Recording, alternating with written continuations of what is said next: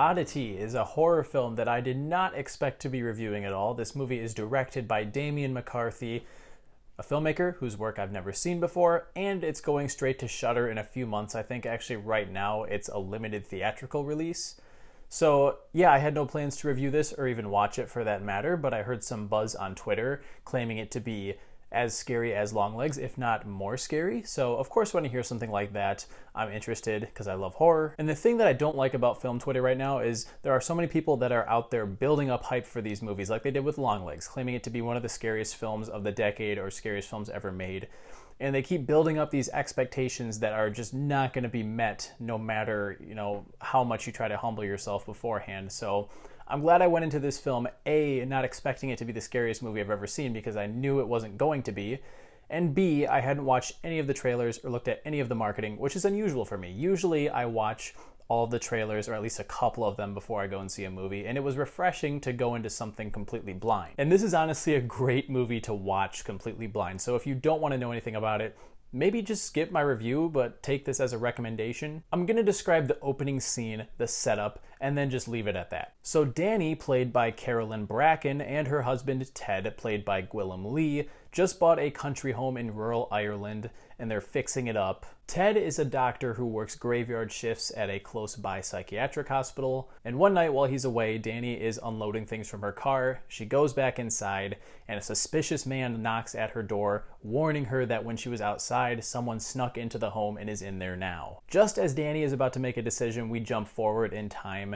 and it turns out Danny was murdered that night, allegedly by a patient from the hospital that Ted works at. But Danny's twin sister, Darcy, also played by Carolyn Bracken, believes there's more to the story and has some suspicions. It actually took me a little while to notice that not only are these two characters twins, but they're also portrayed by the same actress, and that's impressive that she was able to portray them as these two distinct personalities to the point that I didn't pick up on it right away. Darcy is blind, but she claims to be a medium. She works at this little shop that sells antique objects that are allegedly cursed, and she also claims that touching personal objects allows her to glimpse into that person's life, which is why she goes to Ted's house, because she wants to investigate the death of her sister. And from there we watch as a series of sinister twists and turns play out.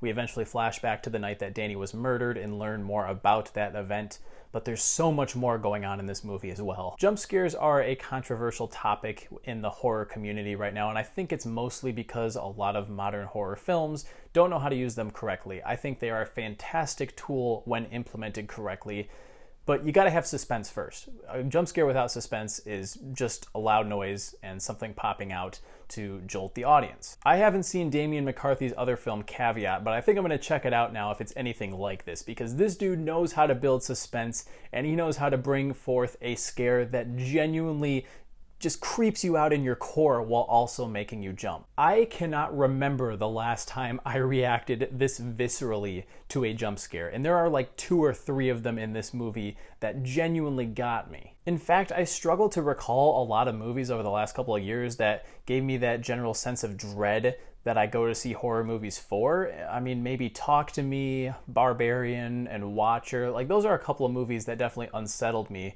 but this is the most that I've felt that sense of fear in a while. And much like Longlegs, the horror in Oddity is a multifaceted horror. I mean, there's the home invasion aspect, but there's also a supernatural angle to it because of Darcy's psychic abilities. She brings this wooden mannequin to Ted's home that I guess was handed down to her by her mother, and this thing is just so creepy looking. The entire film, like even when it's in the background of a shot, you're watching it because you have this inner expectation that it's going to move at some point. I'm not going to say whether it does or not, but you can probably guess the answer, and the movie has payoff to all of its setups. Another gimmick that I thought was really clever is the use of this camera that Danny sets up to take like a time lapse of photos as she's setting up the inside of this country home.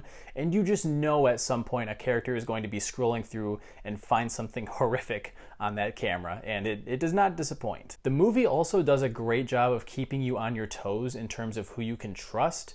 Some characters' motives are initially unclear. When Darcy first shows up to Ted's home, she kind of just lets herself in and brings this wooden mannequin inside and starts unloading all this information to Ted. She doesn't really respect his boundaries at all, and keep in mind this is like a long time after Danny's passing, so it's It's not like an immediate thing. So you spend a lot of the movie wondering if there's more to her agenda, more to Ted's agenda, other characters that are introduced. I definitely do have some issues with Oddity, so let's segue into that. First of all, the dialogue is occasionally pretty wooden.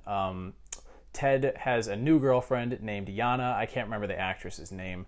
And the actress did a fine job, but her dialogue was not very good. It felt very generic to me, and a lot of the things that she said, I was like, people don't really talk like this. I find myself saying that a lot, and maybe it's a nitpick from my angle, and other people won't notice that issue, but it stood out to me a couple of times. Additionally, I think as this movie pulls back layers and reveals the events that led up to Danny's murder, it definitely becomes less scary, and it has that problem in common with Longlegs. The film definitely would have benefited from not spelling things out and instead just implying things, and that would have kept it scarier. I think it loses a little bit of that scare factor when it moves into the third act. And lastly, there was one plot convenience in this that really bugged me and took me out of the film. I can't really talk about it any more than that because it's a spoiler, but let's just say a certain character is facing a problem and the solution kind of just lays itself right in front of that character, and I'm like, oh, well, that was super convenient. Despite my issues with Oddity, I really enjoyed it. It's original, it's very frightening, which unfortunately is a rare thing for horror films nowadays, at least for seasoned viewers. If you don't watch much horror, this will probably really get under your skin. But if you're one of those people who, like me, watches tons of horror films each year and I'm like, this isn't scary, this might be one for you to check out. But again, I don't want this to turn into a Longlegs situation where everyone's hyping it up to be better than it actually is. It's a really good film, so I'm going to give Oddity 4 stars. 2024 is starting to turn into a pretty good year overall for horror films. I praised The First Omen for being more frightening than I expected it to be. Then we had Longlegs, and now we have this. We're on a strong roll. Let's hope films like Cuckoo and Alien Romulus can continue the roll moving into the latter half of the year. As always, if you do take my advice and go out and check out Oddity while it's in theaters, be sure to let me know what you think of it in the comments. And what's the scariest movie that you've seen in theaters in the last couple of years? Hit that like button and subscribe if you want to see more content like this, and I'll catch you guys in the next one. See you later.